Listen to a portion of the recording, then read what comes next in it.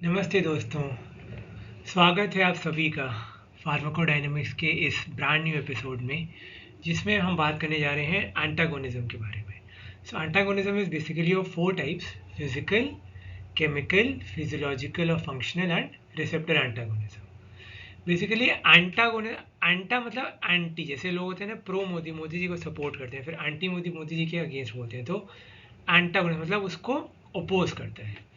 फिर अगर एक ड्रग किसी दूसरे ड्रग का एक्शन डिक्रीज करे या उसको पूरी तरह ख़त्म कर दे, for example atropine is an excellent example. Atropine में बेसिकली क्या होता है, it is an antagonist of acetyl choline. कैसे? वो जाकर के मस्करिनिक रिसेप्टर्स पे जाके बैठ जाएगा। सपोज ये एसिटाइल कोलिन है, it will go and bind to the muscarinic receptors, और ये आपका एसिटाइल कोलिन का मॉलिक्यूल है, दिस इज एसिटाइल कोलिन। अब इसको बाइंड नहीं करने दे रहा है क्योंकि पहले जाके बैठा हुआ है। ठीक, effect of drug A plus B कम होगा as compare to the effect of drug A plus drug B. एक ड्रग इनएक्टिव है जैसे कि एट्रोपिन है, but it decreases the effect of the other. Types मैंने बताया था: फिजिकल, केमिकल, फिजियोलॉजिकल और फंक्शनल एंड रिसेप्टर। सबसे पहले फिजिकल की बात करते हैं, based on the physical property. जैसे कि charcoal, specifically activated charcoal. Charcoal when it is pass through steam तो उसकी पोरोसिटी बढ़ जाती है और उसकी पॉइजन्स को बाइंड करने की कैपेबिलिटी बढ़ जाती है।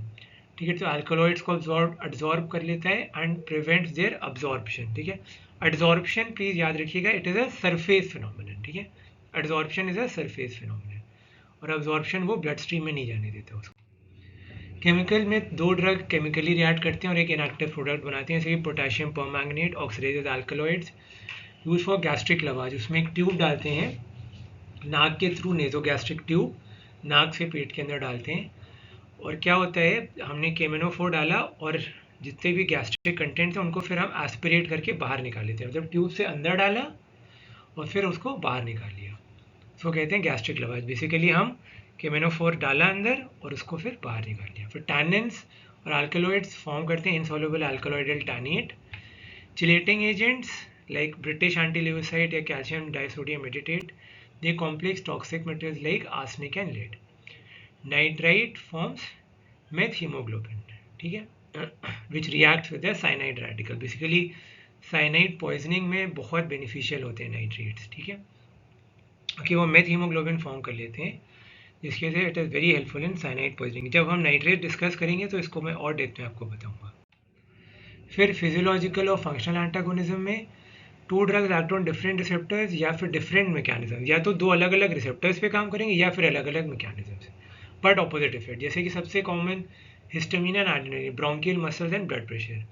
ऑब्वियस ही बात है, एक्सक्यूज मी, हिस्टामिन का ब्रोंकियल मसल्स पे क्या होगा, वेसो कंस्ट्रक्शन। ठीक है, वो लंग्स को अंदर की तरफ करेंगे, और एड्रेनलिन ब्रोंको डायलिटेशन। ठीक है, ठीक है, बेसिकली हिस्टामिन क्या करेगा, ब्रोंको कॉन्स्ट्रिक्शन, और एड्रेनलिन ब्रोंको डायलिटेशन।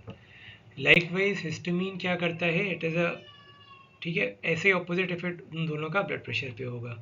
फिर hydrochlorothiazide and triamterene on the potassium excretion. Triamterene is basically a potassium sparing diuretic, मतलब वो पोटेशियम का लेवल बॉडी में बढ़ाता है, और हाइड्रोक्लोरोथाइड पोटेशियम का लेवल बॉडी में कम करता है बाय एक्सक्रीटिंग पोटेशियम। फिर glucagon and insulin on blood sugar levels, alpha cell से वो ग्लूकागोन निकलता है, पीक करता है ब्लड शुगर को, इंसुलिन ब्लड शुगर को कम करता है। फिर रिसेप्टर एंटागोनिज्म में one drug that is antagonist, it blocks the receptor action of the other, that is agonist. Receptor antagonists are selective, that is an anticholinergic oppose करेगा contraction of intestinal smooth muscle. ठीक है, ये selective होते हैं। अगर cholinergic, जैसे कि anticholinergic atropine है, तो एसिटाइल कोलिन की वजह से जो कंट्रैक्शन हो रहा है स्मूथ मसल, उसको इनहिबिट करेगा। बट अगर हिस्टामिन या 5-HT की वजह से हो रहा है स्मूथ मसल कॉन्ट्रैक्शन, तो उसको कुछ नहीं करेगा। ठीक है, receptor antagonism can be competitive और non competitive, quite similar to the enzyme inhibition जो हमने पढ़ा था, competitive and non competitive. Competitive में the antagonist is chemically similar to the agonist, competes with it and binds to the same site। ये exact same phenomenon है जो enzyme inhibition में बता चुका हूँ, ये मैं पहले डिस्कस कर चुका हूँ।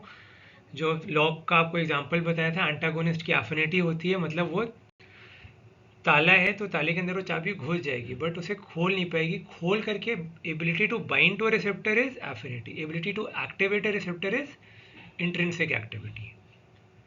ठीक है, एंटागोनिस्ट की एफिनिटी होती है, मतलब वो बाइंड कर सकता है बट खुद की उसकी कोई एक्टिविटी, मतलब वो रिसेप्टर को एक्टिवेट नहीं कर सकता। तो no response is produced and the log dose response curve is shifted to the right. अभी डायग्राम में देखेंगे तो क्लियर हो जाएगा।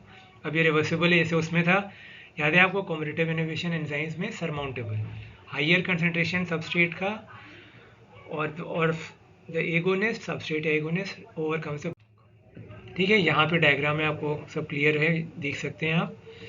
ये उसी एक्टिव साइट पे जाकर के बाइंड करेगा और पार्शियल एगोनिस्ट सम मैक्सिमम रिस्पॉन्स क्यों प्रोड्यूस करता है ये मैं डिस्कस कर चुका हूँ पहले। देन नॉन कॉम्पिटिटिव एंटागोनिज्म जिसे कहते हैं एलोस्टेरिक, क्योंकि वो किसी और दूसरी साइड पे आके बाइंड कर रहा है, नॉट द एक्टिव साइड। ठीक है, डिफरेंट एलोस्टेरिक साइड, जैसे उसमें एंजाइम इनहिबिशन में पढ़ा था उसी तरह से। और इसमें प्रॉब्लम ये कि अगर आप ज़्यादा भी दोगे कंसंट्रेशन तब भी वो उसको रिवर्स नहीं कर पाएगा ब्लॉक को टोटली। ठीक है, now non competitive antagonist have been produced clinically, मतलब experimentally, sorry, non competitive antagonist have been produced experimentally but they are not in clinical use. Clinically इनको यूज नहीं करते हैं, एक्सपेरिमेंटली प्रोड्यूस।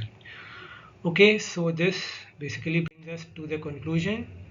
बस आप ये डायग्राम में जैसे मैं बता रहा हूँ देखिए, नॉन कॉम्पिटिटिव एंटागोनिस्ट कहीं और जा करके बाइंड कर रहा है। ठीक है, then coming on to the last, non equilibrium.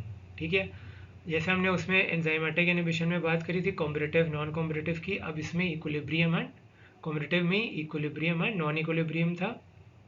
अब इसमें कॉम्पिटिटिव हो गया, नॉन कॉम्पिटिटिव हो गया, तीसरा हो गया नॉन इक्विलिब्रियम।